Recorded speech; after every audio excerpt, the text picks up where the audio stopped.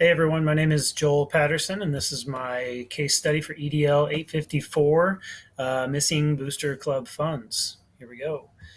Starting off, I've got a summary of our case. So in this case, the story takes place in a town called Warren. And the school is George Washington Middle School, serves about 450 students, which is small for a middle school in this area. The community that they serve is declining. A lot of the people are moving out to the suburbs, and it's typically mostly a low SES community. A lot of the families are lacking resources, lots of blue-collar workers. Despite all of the challenges, though, there's a lot of parent involvement and a lot of programs that are helping students. The principal, Mr. Stevens, is in his fourth year as principal. And it's important to note that he does not have an assistant principal. He's well liked by students, parents, teachers, and groups such as PTA, booster clubs, things like that. He does rely on a lot of volunteers to help him with events since he doesn't have an assistant with him. And in this story, Mrs. Bowman is a volunteer who's been involved with the school for many years. She's had 3 children go through the school. One is still currently in the school. And so she usually helps out with concessions and gates. Her daughter, Lucy Bowman, is a decorated cheerleader who was selected as All-State and invited to go to a parade in New York. Miss Bowman's requested that the PTA help fund for this trip, which was for $798. Mr. Stevens denied the request, though, stating that it didn't help all students and instead would only benefit one student. At the last basketball game of the season, $50 goes missing from the gate proceeds, the gate in which Miss Bowman was working. And Mrs. Bowman had written a note in her cash box that 10 tickets were thrown out that night for being torn, which interestingly enough, equaled out to the amount of the $50 that was missing. Okay, so first off, what do we know in our problem? I'm moving my picture down here real quick. Mr. Bowman is well liked and supported at his school. He uses a lot of volunteers to run events because there is only one of him, so he needs a lot of extra helpers. He's serving 450 students, so it's my belief that he's pretty overloaded and overstretched. He has great relationships with many of the families in his school and the groups that help serve the school. And he's doing really well despite the challenges of his declining community. The second bullet here, there are many controls that he does have in place, but there's still money missing. He's used numbered tickets, inventory of items. He even has a security guard with him when he's counting the ticket proceeds at the end of the night and for making deposits. 2 parents at the gate, 2 at the concessions. And then we also know that Mrs. Bowman needs financial assistance to facilitate this trip for her daughter to New York. The request was denied, like I previously said, so it's likely that she is a little upset from the denied request. And then we also know that she works directly with the funds working at that ticket gate, and $50 was missing under her watch. So what do we need to know? First off, what procedures do we have in place for collecting money? Sounds like there were a few that were good, but some that were kind of missing as well. Are there multiple people collecting the cash, or is it just one person? Are they required to count the cash with the tickets at the end of the event? And if so, do they do that with certified staff or an administrative personnel person? And then where are the torn tickets? Did she just throw them in the trash? They should have been secured somewhere or turned in with her sales receipt. The second part, how much money was in the cash box to begin with? It's not likely that someone came in after Mr. Dumas, who paid with a $50 bill because he entered the game well into the first quarter. But if someone did come, and had a larger bill that needed to be broken, why wasn't Mr. Stevens contacted to break that larger bill if there wasn't enough in the cash box? And then if Mr. Dumas did pay with the $50 bill, who took it? Was it was it Miss Bowman, or was it the other person working the gate with her?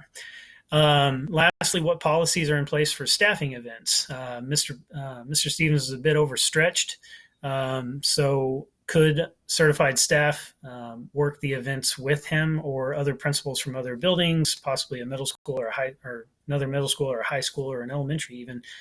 And I also wondered if there were security cameras at the gate.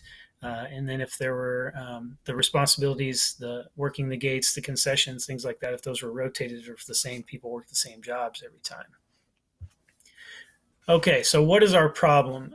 First and foremost, Mr. Stevens is overstretched. He needs an assistant principal or at least some other administrative help at some of these events, possibly certified staff being able to help him out as well. 450 students to one admin person is not sufficient.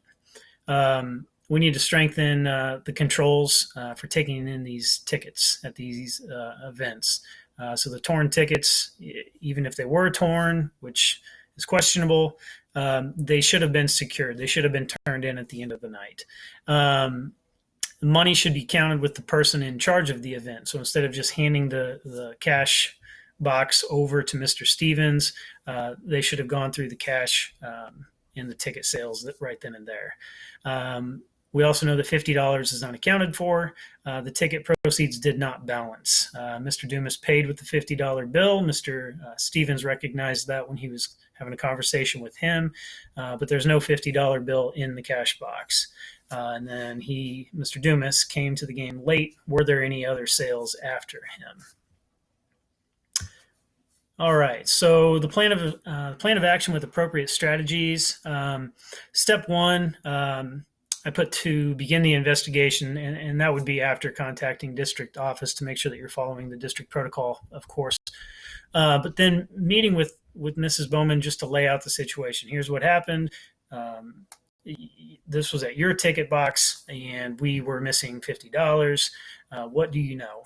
We're not accusing her. We're just stating the facts, telling her what the situation is. Meeting with other volunteers, other people that were working that night, to see if they noticed anything suspicious, possibly checking our security cameras if we have those. And then meeting with Mr. Dumas to see who he paid his money to. If he could tell us who he paid it to, we could go right to that person and ask them. Reporting our findings of the investigation to our district office and making sure we're following the protocol for documenting those lost funds. We want to also request for some additional support at these events so that Mr. Stevens is not so overstretched. We would also want to revise our event management protocol with district office, of course. Begin using a rotating schedule so different workers are working different jobs. We want to provide some extra training for them too, so they're better prepared to do that effectively. Ticket sales receipts need to be reviewed with an admin person and include any invalid tickets. Certified staff would present all the money, or certified staff would be present with all money handling for future events as well. Okay. By resolving this issue, we're promoting the academic success and personal well-being of every student. By having improved ticket-taking procedures, we can ensure that all these funds that are generated stay with the school and can be used for all of our students, and documenting if there are lost funds to make sure that we're protected in the event of an audit. Training all of our staff on these procedures will make them more aware of how to follow the proper protocol, but then also letting them know that there are consequences for not following them. Following the district protocol for investigating will also help us make sure that we can keep those relationships with parents and volunteers intact, and they'll continue to help support our school. All right, so debriefing the problem, what was I thinking, feeling, and valuing? So thinking, I think I've stated this numerous times, but Mr. Stevens is overstretched. He needs extra help. He has some good controls in place, and he's doing a nice job, and he has good rapport with his families. And he's always putting all students first above just one. I also thought it was commendable of Mrs. Bowman for wanting what's best with her daughter, but a little questionable what her route was after the meeting with Mr. Stevens, and wondering if she'd looked into any other avenues before she possibly entered into some theft. What was I feeling? Frustration that Mr. Stevens is the sole person at these events, that he's left to carry that big of a burden. Upset with Mrs. Bowman. Seems kind of selfish that she would even ask for $800 to go directly just towards benefiting her daughter when those are clearly school funds. And then confused why there weren't more controls in place for the collecting of the gate money for these ticket sales. Things that I was valuing with this school, volunteerism is very high, even though the community is declining. Parent support is great at this school through the athletic events, the Reading Buddies program, PTA fundraisers. So they've got a lot of those good pieces going. And then Mr. Stevens just standing strong and making sure that he, when he denied that request, it was a good reason why, and being honest with Miss Bowman there. Okay, so unresolved issues open for further investigation. I said, can we have certified staff help with these events? Because Mr. Stevens can't do it alone. If they can help, can we pay them? Because that could actually make more staff want to be able to help. Can we get him any additional administrative support, whether it's a principal from another building or possibly even hiring an assistant principal? Will Lucy be able to go on the trip? Are there other avenues that we could lead them towards? If they aren't able to afford the trip, could we lead them in the right direction of where they could get additional funds?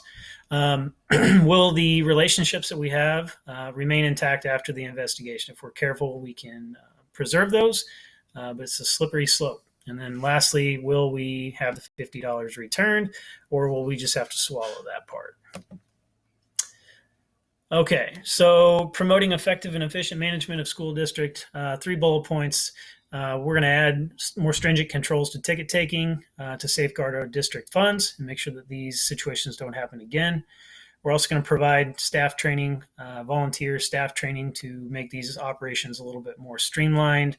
And we're also going to have open communication with our district office about this situation to make sure that we're following the correct steps in our investigation and documenting our missing funds as well. Promoting the social learning of every student by strengthening the competency of our volunteer staff working these events. We'll make sure that the events are run more effectively, and we'll also be able to build that parent and school relationship bond.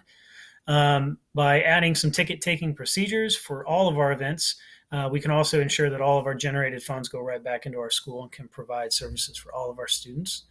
By following our district protocol, we're also not making any assumptions of guilt. We're not pointing any fingers, and we can help. That'll help us from damaging any parent relationships, which will, be important for us to continue offering the programs that we do. How did I promote the academic learning of every student? Denying Mrs. Bowman's request made it very clear that we need our funds to benefit all of our students and not just one student. We've also requested extra support, administrative support, or certified staff for Mr. Stevens, which would lessen his supervisory load, enabling him to work with the entire school population. And at these events, he can actually interact with families as well. We're also carefully following our district protocol for investigation, which is going to help us preserve those relationships and build family and community partnerships. And that is the end of my presentation. So thank you all for watching, and hope you all enjoyed the semester. I'm looking forward to learning more with all of you. Thanks.